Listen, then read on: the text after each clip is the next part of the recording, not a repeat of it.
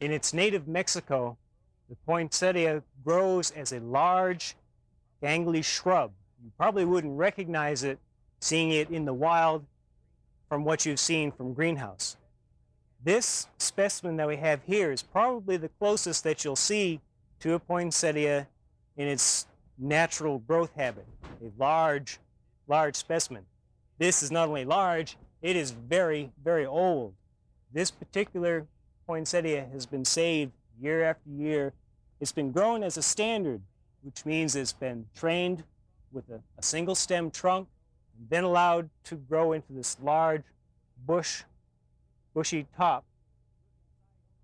If you look inside, you can see where it's the results of where it's been pinched back so many times over the years. It's very gnarled, straggly growth inside, but on the outside what the results are is a hedge-like effect with many growing tips forming a very large rounded bush. If you look, you can see the growing tips. These are just starting to flower. In the middle you can see the flowers, which will eventually form the yellow flowers that you see in the mature display. And you can see the bracts just starting to form and just starting to get a little bit of the characteristic red color. These bracts will expand. Here's one growing tip that's a little bit more mature, and you can start seeing a little more intense red color. They will eventually expand to form a more normal-sized poinsettia display like you're used to. And you can see all of the growing tips that are beginning to flower. This is going to be one massive display when it's done. Now the poinsettia will form its blooms in response to the day length.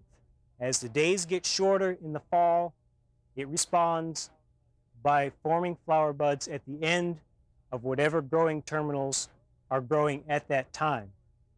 Commercial growers, greenhouse growers, use this day length to manipulate when their plants are going to come into display. They have to adjust the light and the temperature, make certain that all their poinsettias come into display in December, just ready for Christmas sales. Now from this large shrubby plant, it's hard to imagine all the different forms that a poinsettia can be grown in. Let's look at a few of those.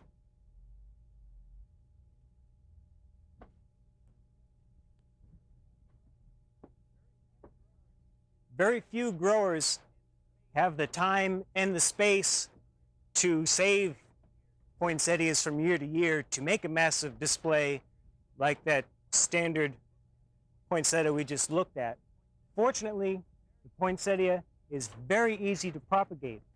So you can take several cuttings, and by using a combination of several cuttings, a hanging basket such as this, and pinching in order to make it branch several times, you can get basically the same effect of many poinsettia blooms, a lot of bract centers, and a very large splash of color to achieve much the same effect as an older poinsettia.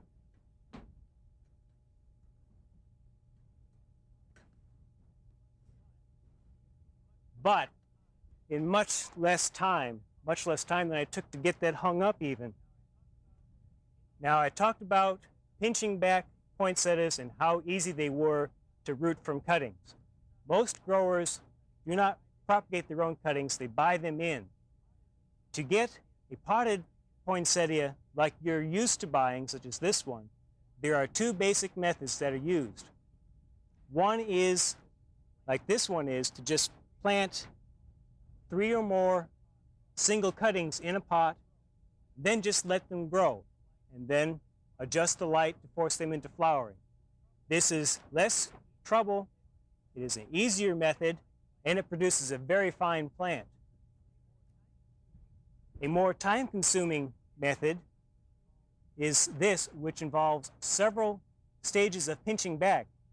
This one here is 3 plants to a pot. This plant is a single plant, single cutting that has been pinched back and forced into several different branches,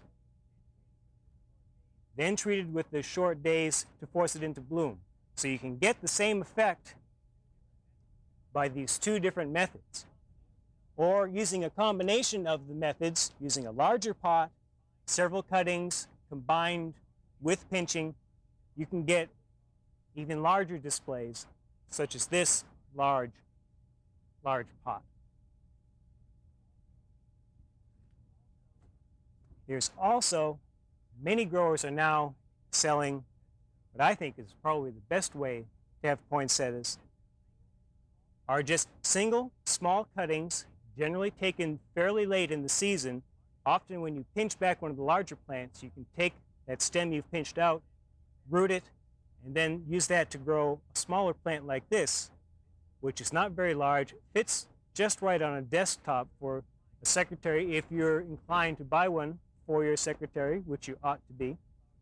And then it's forced into flowers, a very compact plant. The flowers and the bracts are smaller because it started off on a smaller plant, but it's the same variety that's used for the larger displays. When you're choosing a poinsettia to bring home, there are some things to look for. Number one, get the variety and color that you want. Next most important thing, besides having a good symmetric shape with nice green leaves to accent the well-developed bracts, look in the center for the true flowers. If the plant is relatively young and still fresh, you will see these flowers still there. As the plant gets older, the flowers will fall off. The plant is still good. The bracts on the newer varieties of poinsettias will retain their bracts for a long time, even after the flowers have gone and dropped off. But the surest sign of a fresh, young poinsettia is the presence of these flowers in the middle. Remember when you're taking it home that this is a tropical plant. Don't go walking out into sub-freezing temperatures and expect your plant to make it home in one piece. If you must go out and carry it home in freezing temperatures, wrap it in a bag or some other protection to keep it from the cold. And don't leave it in the car while you go shopping for 3 hours. The car will cool off and your poinsettia will be killed. When you get it home, again, keep it out of cold drafts. It does not like extreme cold. Also, keep it away from extreme heat. Don't put it on top of the TV. Don't put it above your heating vents. Not only does this extra heat cause it to dry out faster, it will also make the plant respire quicker and go by faster, so your display will not last as long. Keep it in medium room temperature. It needs light. It is a growing plant. It needs moderate light. What you generally will get on your desk under good office lighting is usually sufficient to keep a poinsettia in good health through the season. For watering, make certain that the soil never dries out completely. Keep the soil evenly moist. Don't waterlog it, but you need a good supply of water. If your poinsettia does dry out and wilt, don't despair. Many poinsettias that have wilted completely can be revived by placing the pot in a sink of warm water so that the root ball will absorb the warm water, and you will probably be amazed at how quickly many of these can come back if it hasn't been wilted for too long.